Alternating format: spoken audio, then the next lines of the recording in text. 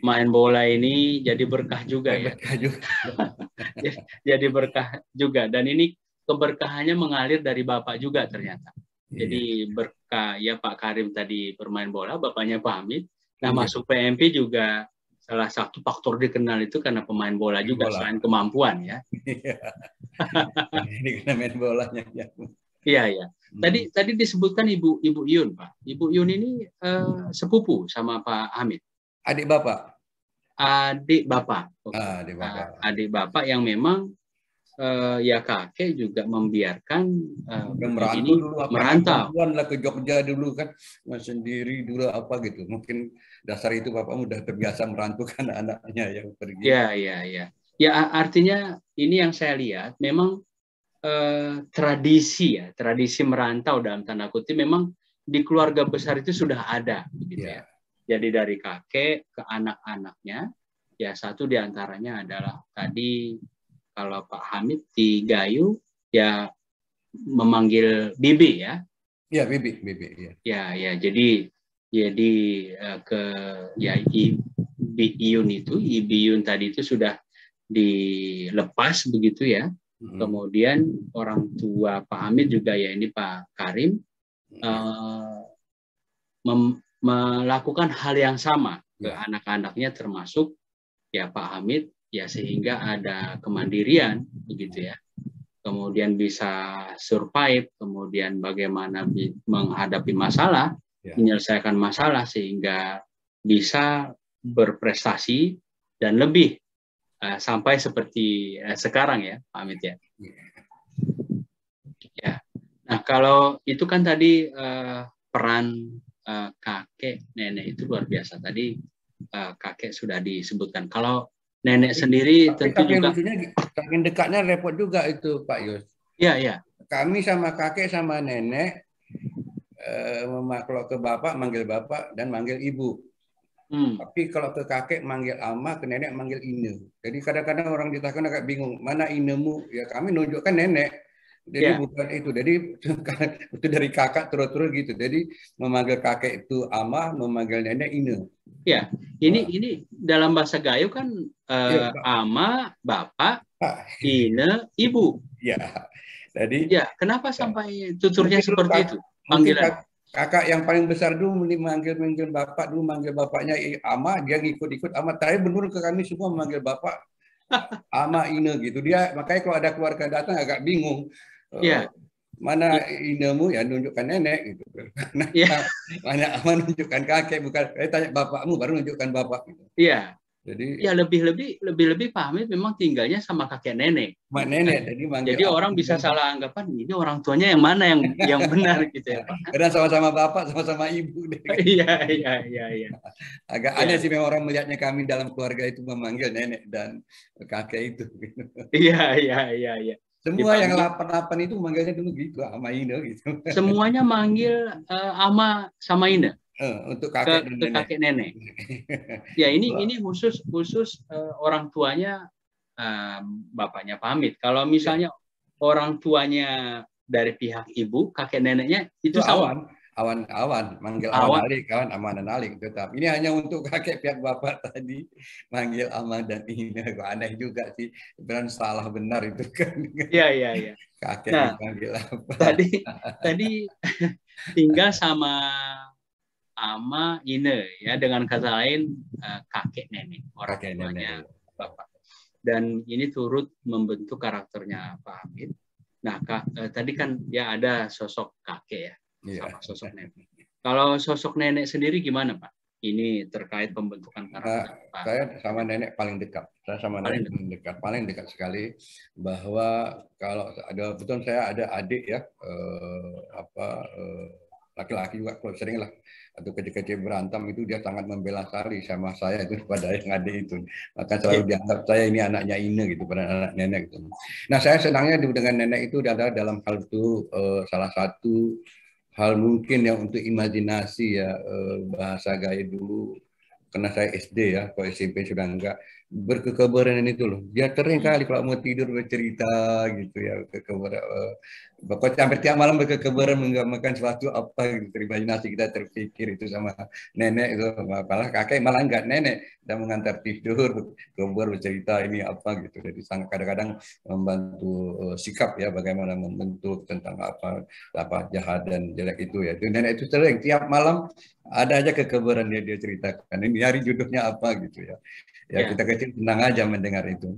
Jadi memang bercerita itu sangat menarik sekali, terutama untuk sikap ya, untuk diri keluarga, untuk baik itu. Jadi itu menguatkan pembelajaran moralnya ya Pak Amit. Ya, ya. Ya, bagaimana kemudian ya baik buruk ya, sehingga pembentukan etika ya, adab ya. Ya.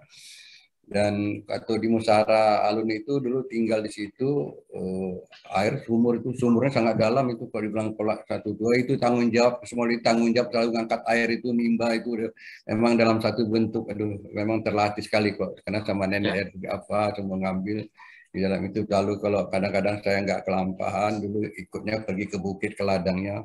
Enak juga sih berkebun kopi. Jadi kadang-kadang saya ikut kebun kopi. Kalau sama Anan tadi dari pihak ibu perginya ke sawah.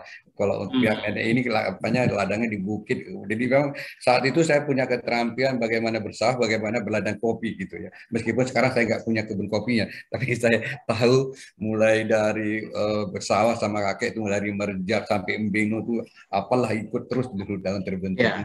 Itu. Dan ini luar biasa Pak Amit, artinya ya terlepas yang namanya cucu ya, tentu sangat dekat, dimanjakan, tapi ada batas-batas.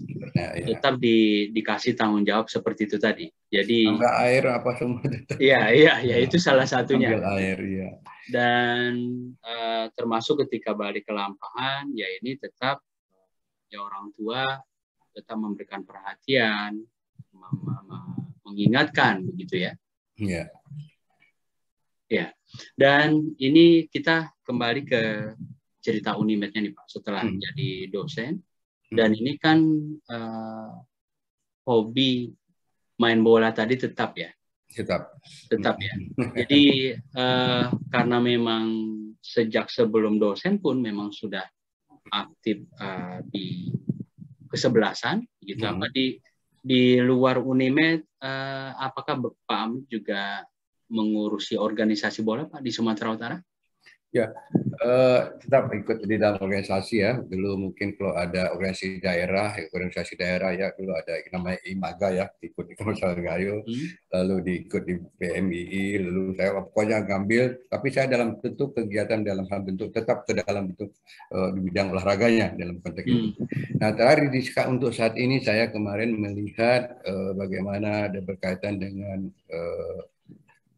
Pemuda Pancasila. Sekarang saya sebagai Dewan Pakar Majelis Pimpinan Wilayah Sumatera Utara untuk Pemuda Pancasila. Nah, di dalam situ saya melihat bagaimana rasa apanya di dalam kegiatan sistem di Pancasila, ikut organisasi, lalu di dalam hal masyarakat Aceh ya, sekarang ikut di Majelis Adat Aceh, saya ikut dalam hal itu.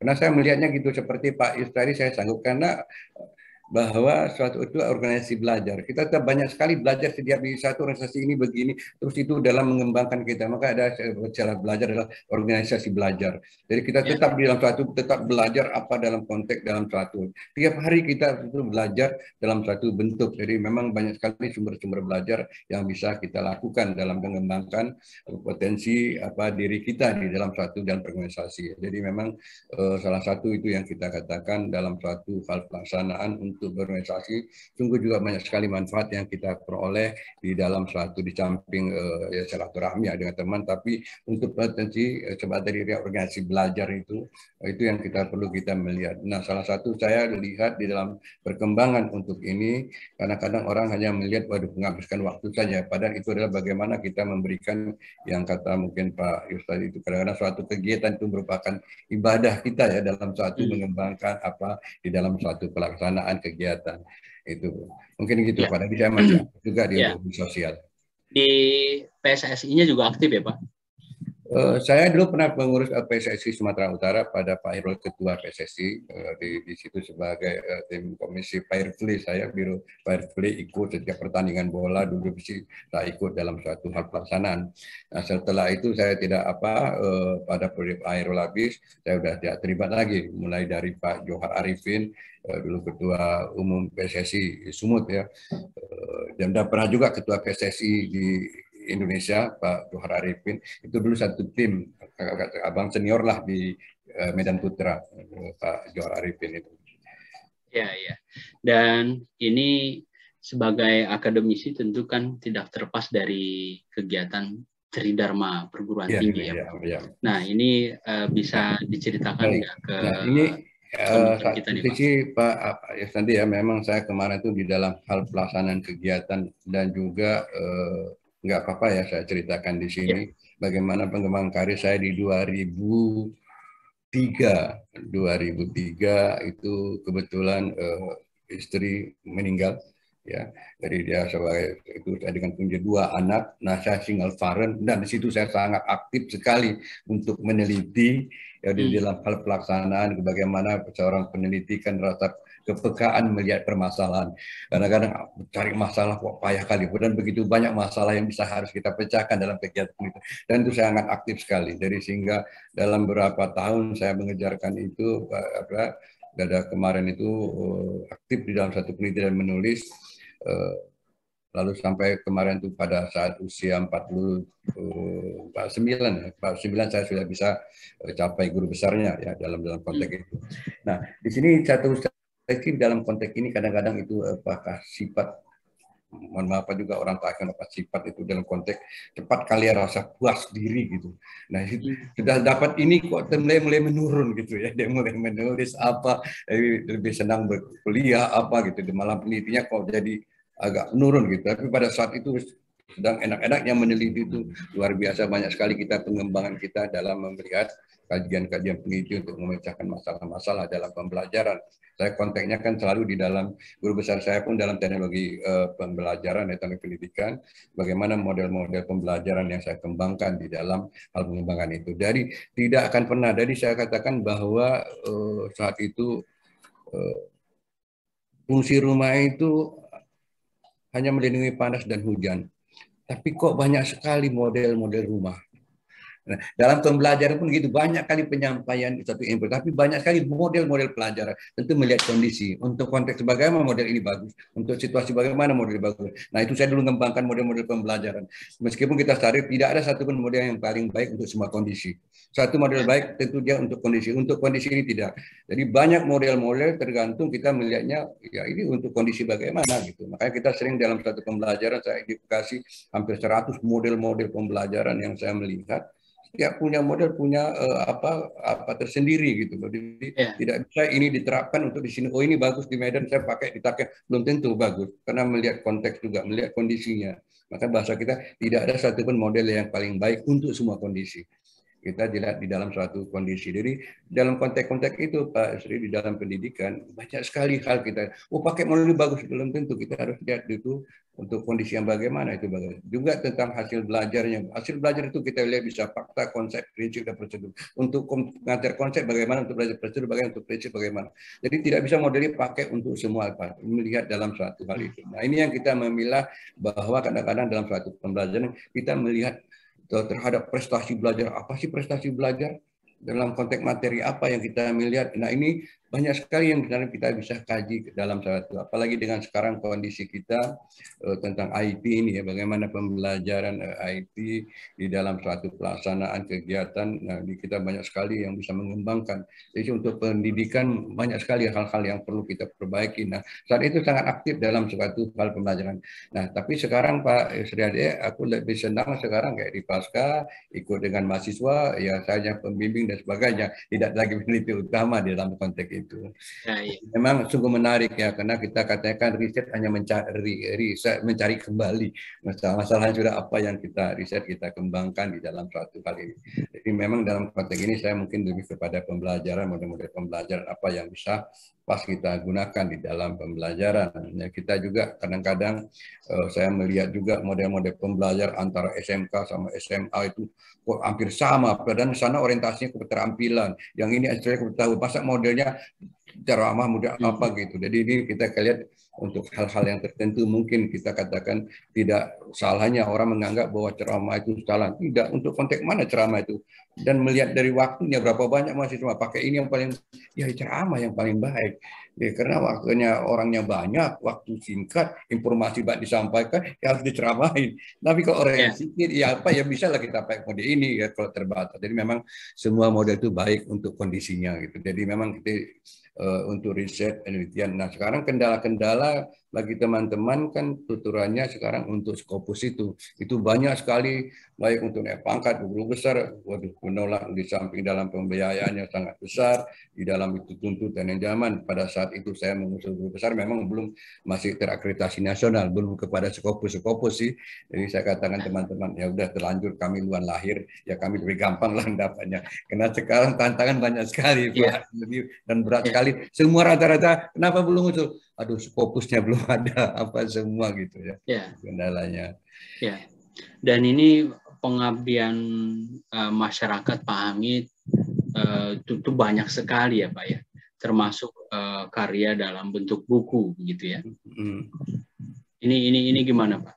Jadi kan tadi mengajarnya, pendidikannya, risetnya gitu ya. Ya, jadi sebenarnya kan intinya kan bahwa dalam pengajaran pun kan kita dari kajian teori, penelitian, itulah bahan pengajaran. Dari bahan pengajaran kita produknya adalah untuk diabdikan pengabdian ya dalam keterkaitan sebenarnya antara pengajaran, penelitian, dan pengabdian. Kita bahan mengajar dari hasil penelitian, lalu dari kita ajarkan, lalu bagaimana kita mengabdikan kepada masyarakat. Nah, satu sisi sesungguhnya dalam hal pelaksanaan ini, kalau saya merasakan Pak, saya mohon maaf juga ini saya melihat, saya lebih cenderung kepada pengabdian drama daripada itu. Karena itu memecahkan masalah.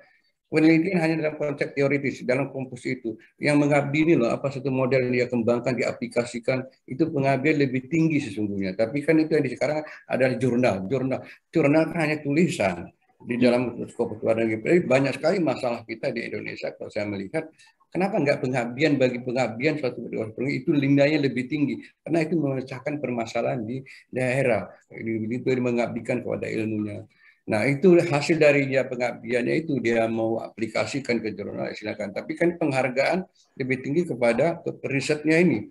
Ya di dalam suatu penghargaan untuk diri Dharma perguruan tinggi saya melihat. Nah, ini satunya di dalam satu kesatuan saya melihat itu adalah pengabdian. Jadi makanya saya katakan bahwa kita ini lebih cenderung kepada teoritis semua karena ditekannya ke riset-riset saja. Bagaimana hasil riset itu diproduk bisa untuk diabadikan ke dalam suatu pengabdian, ya itu yang belum tercapai saya melihat. Sehingga apa yang kita melihat Bapak dan Ibu, terutama kemarin untuk link and mesh tidak nyambung antara ini dengan lapangan. Orang kita nggak pernah produk. Jadi orang dapat minta mana sih produknya bisa kami kembangkan dalam satu pelaksanaan. Ini memang masih terpisah ya, tapi satu sisi sudah syukurlah dari Tridharma itu pengajaran penelitian sudah berjalan, tapi untuk mengabdinya dari hasil kajian itu saya lihat masih banyak sekali. Karena permasalahan misalnya untuk masalah air minum saja belum terpecahkan, untuk dalam pengambilan apa untuk di desa dan sebagainya, listrik dan sebagainya itu kan dari hasil pengabdian yang bagaimana memecahkan permasalahan suatu desa dalam konteks itu ya. Jadi ini mungkin pengabdian kita melihatnya itu sangat tinggi sesungguhnya nilai. Karena ini kita kata Pak Isra, mohon maaf juga dengan alam akademik juga kita melihat yang diuntungkan siapa sih? Kita bayar masuk ke fokus mereka orang luar yang dapat bahan dari kita, mereka bisa kembangkan. Kita hanya mendapat bahwa dapat sertifikat jurnal diterima, tapi itu sudah milik orang.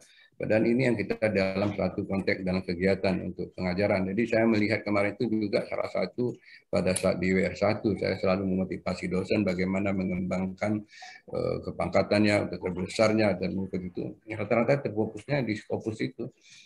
Ya, karena khusus terkriteria mereka tertentu kan menentukan itu dan dana sangat besar sekali dalam hal itu. Kalau untuk biaya penelitian sekarang cukup banyak saya lihat di perguruan tinggi manapun untuk biaya penelitian sangat banyak. Tapi untuk menyampaikan ke jurnal punya cara strategi tersendiri, format penulisannya apa dan sebagainya, dananya juga besar, kadang-kadang udahlah pasrah gitu. Iya, iya. Dan ini karena memang base-nya di Medan, pengabdian Pak Hamid lebih banyak di Sumatera Utara secara umum ya Pak dan Medan. Apakah di luar Sumatera Utara juga ada penelitian, kemudian proyek-proyek terkait tadi secara keilmuan begitu Pak? Ya, sebenarnya sudah banyak juga yang kita adakan ya dalam suatu hal pelaksanaan, terutama di dalam hal penelitian. Nah, sekarang kayak seperti katakanlah saya kemarin itu dalam hal pembangunan mahasiswa berpikir kritisnya Pak ya. Jadi kita satu mata kuliah pun untuk dosen aja mahasiswa yang diharapkan nanti karena ada surat keterangan pendamping ya, apa yang dia miliki, proyek apa yang pernah dilakukan sebagai mahasiswa. Jadi itu banyak sekali salah satu model project based learning, belajar berbasis proyek. Mereka di mahasiswa sudah membuat proyek di dalam suatu bidangnya, dalam suatu bentuk. Jadi ada kayak bentuk suatu proyek bagi saya dalam suatu bidang, dalam itu melatih di dalam buat proyek. Nah ini kita melihat dalam suatu kita ada di dalam kuliah ada mini riset, rekayasa ide, lalu apa nama proyek, lalu riset mini ya, itu kan dalam bentuk pembentukan dalam suatu mahasiswa mungkin itu kita lakukan dalam pelaksanaan. Nah ini yang kita melihat di dalam hal pelaksanaan kegiatan untuk saat ini kan baik di pasca maupun mana ada penelitian pasca itu kayak kita kata fishbowl-nya ya kayak ikan gitu, mana yang dikerjakan dosen, mana yang dikerjakan mahasiswa di dalam suatu pelaksanaan. Nah, satu titik kita melihat tadi itu juga kadang-kadang bahwa hasil dari suatu riset itu yang dampak pelaksanaan di pengabdian itu belum begitu nampak, hanya untuk tingkat kepada teoritis di dalam suatu pelaksanaan kegiatan. Dan sekarang rangsangan dari pemerintah untuk riset sangat banyak sekali, tergantung itu aja kemauan dari para dosen, ya akademisi dan sebagainya untuk melakukan penelitian di dalam satu hal ini. Satu sisi juga kadang-kadang malah seorang meriset itu kalau dalam dana pemerintah membuat laporan anggaran bertanggung jawab itu agak repot juga karena alah ribet kali membuat laporan yang tak ada honor apa gitu. Jadi kok jadinya jadi direpotkan bertanggung jawabannya daripada hasil temuan ini kan. Alah udah nggak lagi lah kata repot sih katanya ribet kali ngurus-ngurusnya kecil-kecil itu deh. Jadi lebih berat membuat laporan pertanggungjawaban keuangan daripada pertanggungjawaban penelitiannya sendiri. Ya. Ya artinya ini jadi masukan Pak Hamid juga.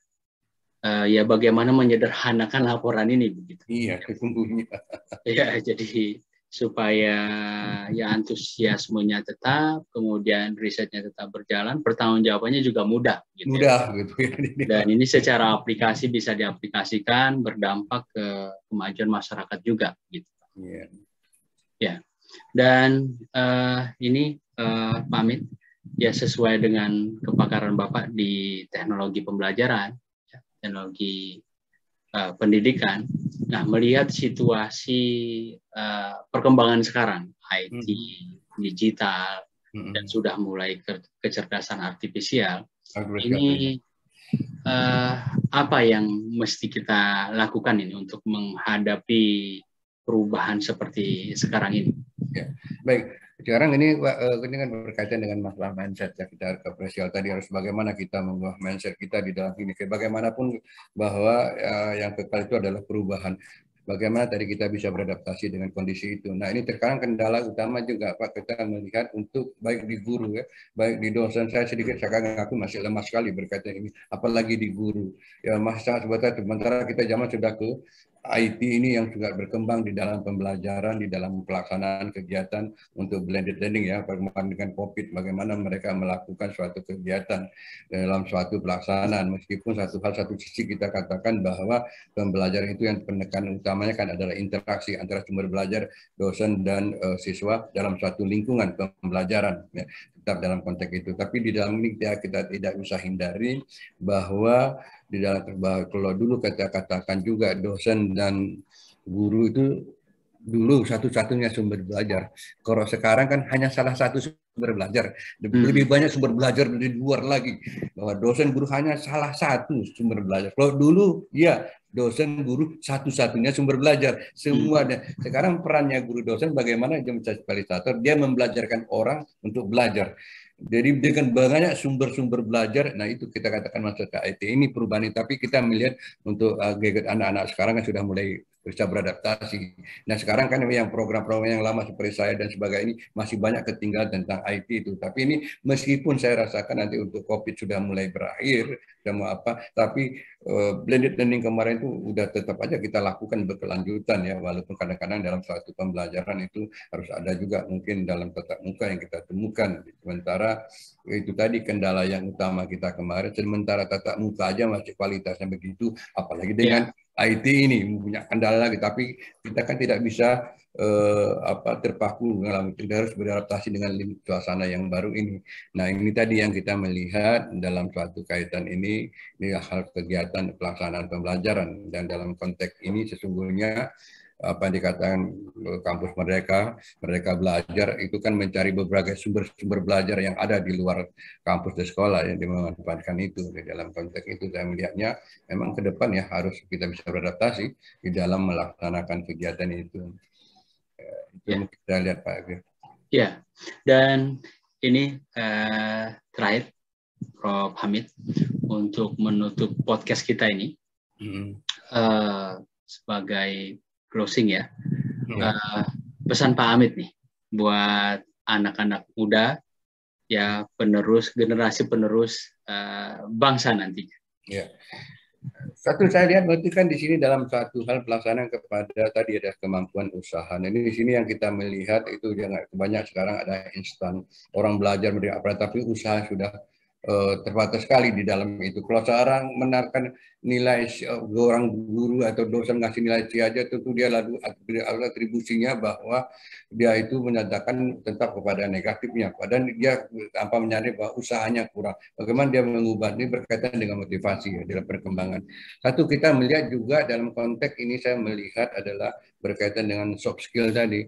Karakter kembali, jadi hard skill-nya pun bagus, karakter yang jelek, rasa tanggung jawabnya, kepedulian, ya, jadi bagaimana di dalam suatu hal pelaksanaan, rasa sosial. Nah ini kadang-kadang membentuk suatu karakter ya untuk kedepannya saya menarikkan kepada tentu kepada siswa mahasiswa juga lah dalam pembentukan karakter ini sangat perlu. Jadi bukan hanya hard skill tapi soft skill-nya ini yang selalu perlu dikembangkan di dalam hal pelaksanaan kegiatan ini.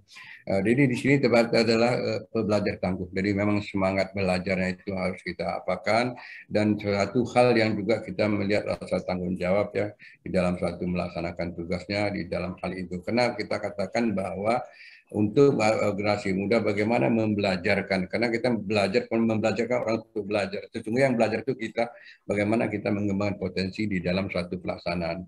Jadi bahwa kalau kemarin kita lebih cenderung menerima informasi, sekarang kita mencari informasi untuk mengembangkan suatu. Kalau kemarin pembelajaran itu bagaimana kita mempertanyakan, mengamati, mengolah data, menyajikan, presentasikan ya, dalam suatu bentuk, lebih banyak dari kita yang belajar sesungguhnya. Jadi memang kemandirian tadilah kuncinya, bagaimana kemandirian dan bagaimana rasa percaya diri bahwa kita bisa di dalam suatu hal pelaksanaan. Meskipun di dalam kegiatan ini untuk hal apa itu rasa sportivitasnya ya, untuk belajar ya, tinggi dalam bagaimana.